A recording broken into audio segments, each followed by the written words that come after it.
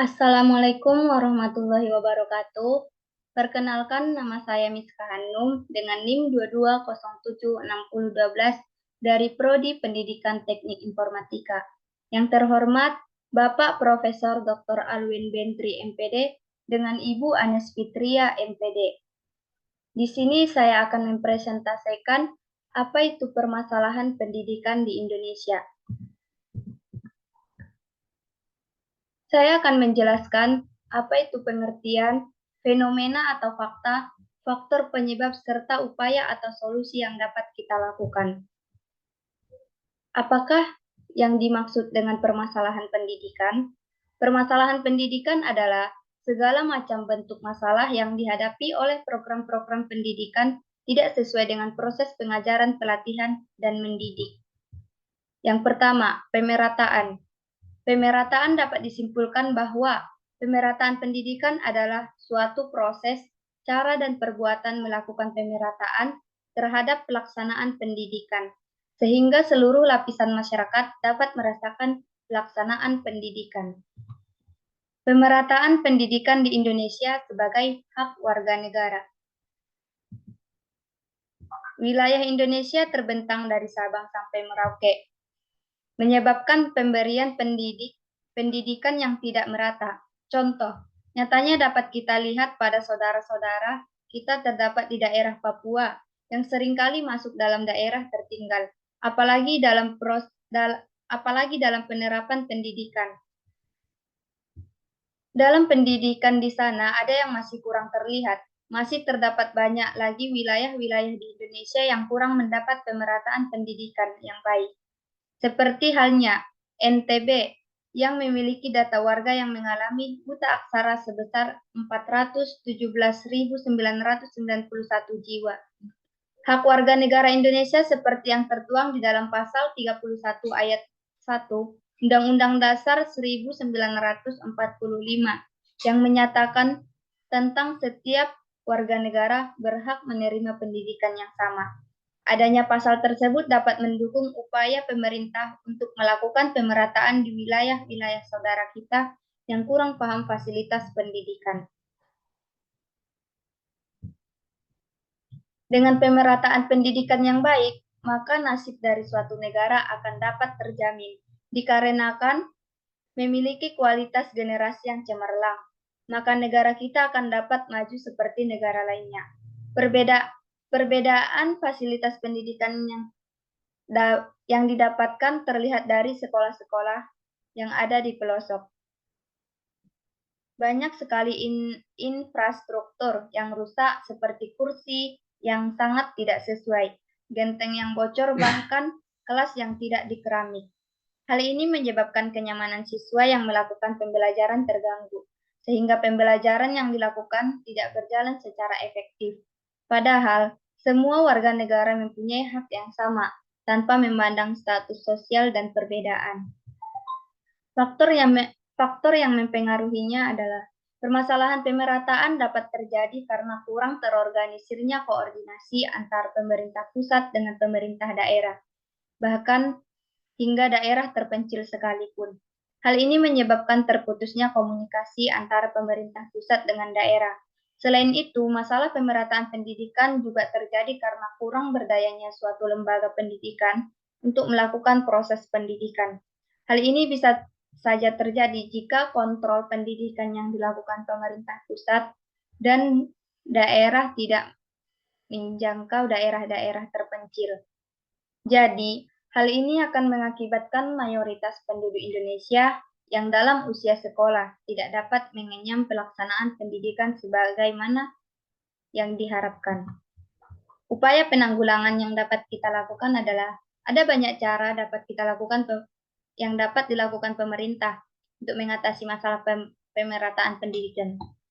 Di antaranya, memanfaatkan sekolah dengan sistem siswa dibagi kelas pagi dan sore, dengan membangun sistem pamong atau pendidikan bekerja sama dengan masyarakat, guru, dan orang tua dalam proses pendidikan.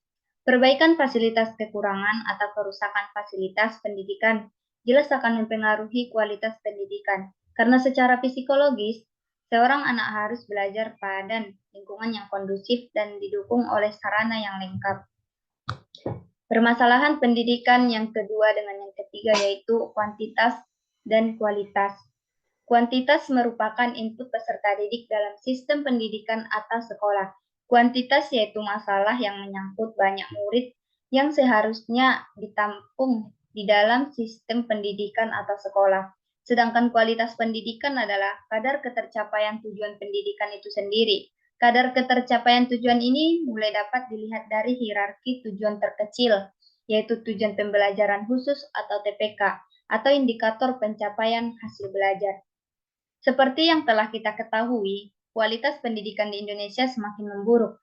Hal ini terbukti dari kualitas guru, sarana belajar, dan murid-muridnya. Guru-guru tertentunya punya harapan terpendam yang tidak dapat mereka sampaikan kepada siswanya. Memang, guru-guru saat ini kurang kompeten. Banyak orang yang menjadi guru karena tidak diterima di jurusan lain atau kekurangan dana.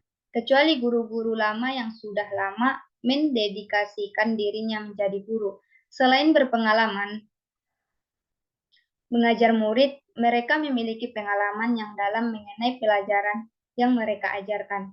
Belum lagi masalah gaji guru. Jika fenomena ini dibiarkan berlanjut tidak lama lagi pendidikan di Indonesia akan hancur, mengingat banyak guru-guru berpengalaman yang pensiun. Sarana pembelajaran juga turut menjadi faktor semakin terpuruknya pendidikan di Indonesia, terutama bagi penduduk di daerah terbelakang. Namun, bagi penduduk di daerah terbelakang tersebut, yang terpenting adalah ilmu terapan yang penting, yang benar-benar dipakai buat hidup dan kerja. Ada banyak masalah yang menyebabkan mereka tidak belajar secara normal, seperti kebanyakan siswa yang pada umumnya, antara lain guru dan sekolah. Faktor yang mempengaruhinya adalah masalah ini timbul karena calon murid yang tidak tertampung di sekolah. Karena terbatasnya daya tampung, kesempatan memperoleh pendidikan masih terbatas pada tingkat sekolah dasar. Permasalahan ini mencuat terutama di SD pada tahun-tahun lampau. Sedangkan faktor yang mempengaruhi kualitas pendidikan adalah kebanyakan guru dan memiliki profesionalisme yang memadai untuk menjalankan tugasnya. Sebagian guru di Indonesia bahkan dinyatakan tidak layak mengajar. Walaupun guru dan pengajar bukan satu-satunya faktor penentu keberhasilan pendidikan, tetapi pengajaran merupakan titik sentral pendidikan yang kualifikasi sebagai cermin kualitas. Tenaga pengajar memberikan andil sangat besar pada kualitas pendidik yang menjadi tanggung jawabnya. Upaya penanggulangan yang dapat kita lakukan adalah yang pertama, mengikuti penatara. Yang kedua, mengikuti kursus-kursus pendidikan. Yang ketiga, memperbanyak membaca. Dan yang terakhir, mengadakan kunjungan ke sekolah lain atau studi komparatif. Permasalahan pendidikan yang ketiga yaitu efisiensi. Efisiensi pendidikan artinya memiliki kaitan antara pendayagunaan sumber-sumber pendidikan yang terbatas, sehingga mencapai optimalisasi yang tinggi.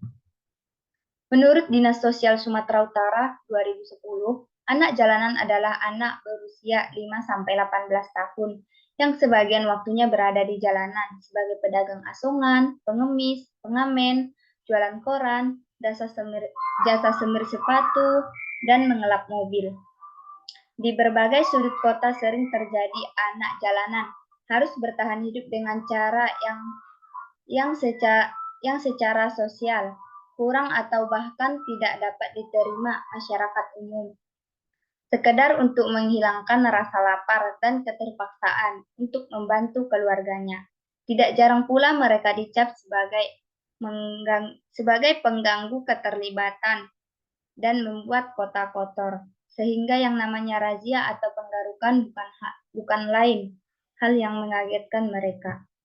Faktor yang mempengaruhinya adalah efisiensi dapat dipengaruhi oleh waktu yang digunakan, tenaga kerja yang sedikit dan tidak sesuai dengan pelajaran yang dipelajari dan diajarkan kepada siswa, dan juga biaya yang terlalu mahal, sehingga lebih sedikit anak-anak yang bersekolah di dalam pelosok sana. Biaya mahal juga dapat disebabkan akibat terbatasnya sarana dan prasarana yang dibutuhkan. Upaya penanggulangan yang dapat kita lakukan adalah pendidikan dikatakan efisiensi atau ideal apabila penyelenggaraan pendidikan tersebut hemat waktu, tenaga, dan biaya, tetapi produktivitas atau hasil optimal. Pendidikan dikatakan efisiensi juga bila pendayagunaan sumber daya yang ada atau waktu, tenaga, biaya tepat sasaran. Permasalahan pendidikan yang keempat yaitu efektivitas. Pendidikan dikatakan efektif atau ideal ialah bila hasil yang dicapai sesuai dengan rencana atau program yang dibuat sebelumnya atau tepat guna. Nah, pandemi COVID-19 memberikan dampak serius bagi siswa Indonesia, terutama yang tinggal di daerah tertinggal, yang masih sangat terbatas dalam pelaksanaan pembelajaran sistem daring. Pembelajaran tatap muka ke sekolah masih menjadi proses pembelajaran efektif bagi siswa peserta didik di Provinsi Nusa Tenggara Timur, bekerja sama dengan Happy Hears Indonesia.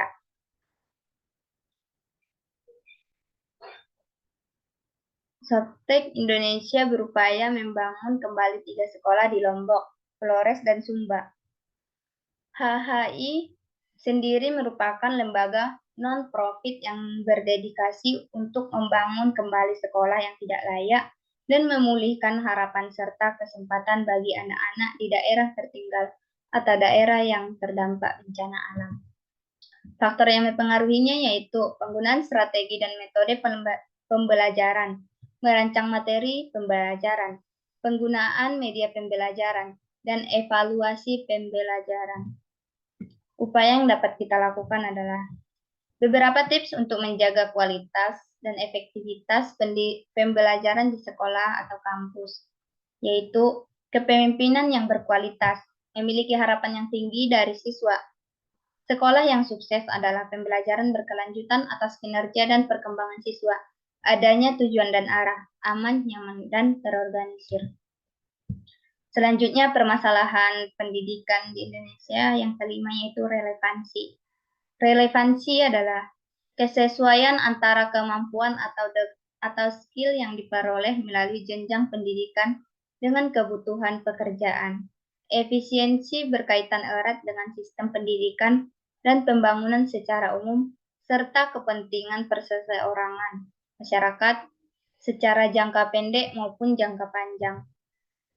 Pengangguran di Indonesia pada tahun 2022 tercatat sebanyak 8,40 juta orang, meski turun 350.000 orang dari tahun lalu, namun angka ini masih sangat tinggi. Tingkat pengangguran alami penurunan, kata Kepala Badan Pusat Statistik atau BPS Margo Yuwono dalam konferensi pers awal pekan lalu. Secara persentase, tingkat pengangguran terbuka mencapai 5,83%, lebih rendah dari tahun sebelumnya 6,26%. Akan tetapi dibandingkan 2020 masih tinggi, di mana realisasinya mencapai 4,94% atau 6,93 juta orang. Margo menjelaskan jumlah angkatan kerja alami kenaikan sebanyak 4,2 juta orang menjadi 144,1 juta orang. Namun tidak semua berhasil terserap oleh lapangan kerja yang tersedia. Jumlah penduduk yang bekerja naik 4,55 juta orang menjadi 135,61 juta orang. Tentu saja angkatan kerja baru tadi serta mampu diserap pasar kerja sebagian nanti akan jadi pengangguran pungkasnya. Faktor yang mempengaruhinya adalah tekanan demografis dengan jumlah dan komposisi angkatan kerja yang besar. Pertumbuhan ekonomi yang jauh lebih kecil daripada pertumbuhan angkatan kerja. Jumlah lapangan kerja yang tersedia lebih kecil dari jumlah pencari kerja. Yang keempat, kompetensi pencari kerja tidak sesuai dengan pasar kerja. Dan yang terakhir yaitu terjadi pemutusan hubungan kerja atau PHK yang disebabkan antara lain perusahaan yang menutup atau mengurangi bidang usahanya akibat krisis ekonomi atau keamanan yang kurang kondusif, peraturan yang menghambat investasi, hambatan dalam proses ekspor impor dan sebagainya. Penanggulangan yang dapat kita lakukan yaitu banyak hal yang dapat kita lakukan untuk menanggulangi relevansi di Indonesia, beserta cara penanggulangan pengangguran di Indonesia. Beberapa di antaranya yaitu meningkatkan kesadaran pentingnya pendidikan. Yang kedua, memberikan training kerja. Yang ketiga, memberikan sertifikat training kerja. Yang keempat, memberikan pinjaman modal usaha, memberikan informasi tentang variasi bidang kerja. Dan yang kelima, mempermudah syarat kerja. Maka mungkin saja akan terjadi pengangguran di Indonesia akan semakin berkurang. Selanjutnya yang terakhir yaitu permasalahan khusus pendidik dan tenaga kependidikan. Sebenarnya kalau masalah guru ini tertangani dengan baik, maka 70% urusan pendidikan di Indonesia ini selesai. Yang kita butuhkan saat ini adalah guru yang kreatif, cerdas, inovatif, bekerja berdasarkan panggilan jiwa, sehingga pikiran dan hatinya akan bergerak. Demikian disampaikan Mendikbud dalam sambutannya saat membuka rakor penataan guru dan tenaga kependidikan di Hotel Millennium Kebon Sirih, Jakarta, Kamis, tanggal 15 bulan 11 2018 kemarin. Ditambahkan ke Mendikbud, saat ini beban kerja guru bukan lagi 24 jam tatap muka, melainkan 8 jam selama 5 hari kerja, seperti ASN pada umumnya. Hal ini sudah diterapkan mulai tahun ini. Secara bertahap, sekolah menerapkan jam belajar mengajar 8 jam selama 5 hari kerja.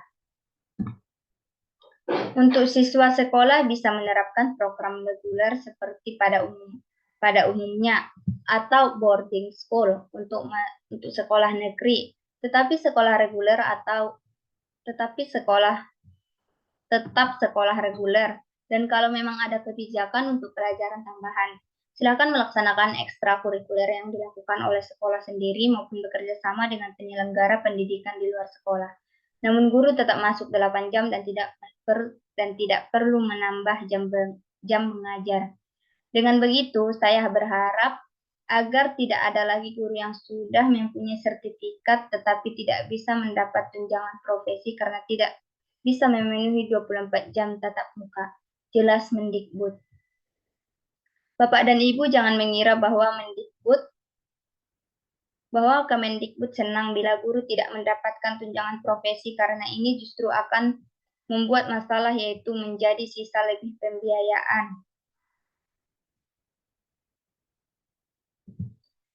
pembiayaan anggaran atau silpa.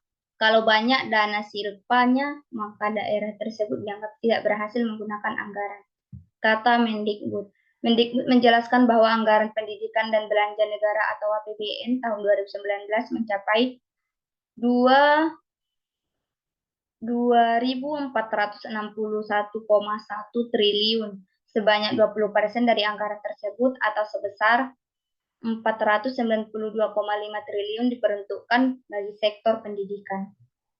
Dari anggaran sektor pendidikan tersebut sebesar 308,38 triliun atau 62,62% ditransfer ke daerah. Sisanya didistribusikan kepada 20 kementerian atau lembaga yang melaksanakan fungsi pendidikan. Anggaran pendidikan terbesar ada di Kementerian Agama atau Kemenak, yaitu sebesar 51,9 triliun atau 10,53%. Di posisi kedua yaitu Kementerian Riset, Teknologi dan Pendidikan Tinggi atau Kemenristekdikti, yaitu sebesar 40,2 triliun atau 8,14%, sedangkan Kemendikbud menempati posisi ketiga dengan jumlah anggaran sebesar 35,99 triliun atau sekitar 7,31%. Nah, faktor yang mempengaruhinya yaitu laju pertumbuhan penduduk. Dengan meningkatnya pertumbuhan penduduk, maka angka pengangguran akan naik. Hal ini dikarenakan lapangan pekerjaan yang tersedia tidak sebanding dengan banyaknya tenaga kerja yang mendaftar pada suatu pekerjaan. Upaya penanggulangan yang dapat kita lakukan yaitu yang pertama, membuat program wajib belajar. Yang kedua, mengadakan pelatihan terhadap guru-guru agar memilih kompetensi mengajar yang berkualitas. Yang ketiga, menerapkan kebiasaan gemar membaca di seluruh wilayah Indonesia. Yang keempat, menciptakan perpustakaan gratis di seluruh wilayah Indonesia, terutama pada wilayah yang terisolasi. Dan yang terakhir yaitu menciptakan sekolah gratis yang berstandarisasi internasional di seluruh wilayah Indonesia. Demikian presentasi yang dapat saya sampaikan, kurang dan lebihnya saya mohon maaf. Wabillahi taufiq walhidayah. Assalamualaikum warahmatullahi wabarakatuh.